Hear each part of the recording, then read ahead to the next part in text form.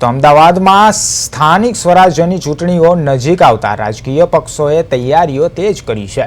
આ સંદર્ભમાં ભારતીય જનતા પાર્ટી દ્વારા નારણપુરા વોર્ડમાં મધ્યસ્થ કાર્યાલયનું ઉદ્ઘાટન કરવામાં આવ્યું છે।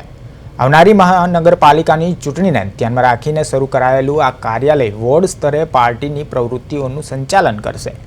અહીંથી ચૂંટણી પ્રચારની રણનીતિ ઘડાશે તેમજ કાર્યકરોનું સંકલન કરવામાં આવશે। અમદાવાદ શહેરના 48 વોર્ડમાં યોજાનારી ચૂંટણીમાં બહુમતી મેળવવા માટે ભાજપ દ્વારા સંગઠનાત્મક માળખું મજબૂત કરવામાં આવી રહ્યું છે। નારણપુરા વોર્ડનું આ કાર્યાલય મતદારો સુધી પહોંચવા અને વિકાસલક્ષી યોજનાઓ અંગે માહિતગાર કરવા માટે મહત્વપૂર્ણ સાબિત થશે। ભારતીય જનતા પાર્ટીના અમદાવાદ શહેરના 48 ચૂંટણી કાર્યાલયની શરૂઆત કરવામાં આવી છે।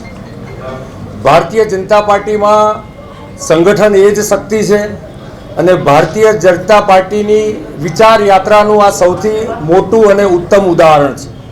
હજુ ઉમેદવારો જાહેર થયા નથી, પરંતુ ભારતીય જનતા પાર્ટીની પરંપરા પ્રમાણે પછી લોકસભાની ચૂંટણીમાં 2024માં પણ બધા જ લોકસભાના કાર્યાલયો ચાલુ થયા હતા।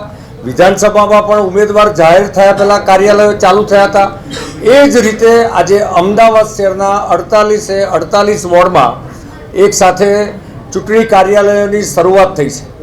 વાસ્તવમાં આ ચૂંટણી કાર્યાલય એ અમારી સંગઠન શક્તિની ઉર્જાનું કેન્દ્ર છે અને આવનારી ચૂંટણીમાં ઉમેદવાર જે કોઈ હોય, પરંતુ કમરનું નિશાન હર હંમેશ ચૂંટણી લડી રહ્યું હોય છે, એ આની મોટી ઉત્તમ ઉદાહરણ છે।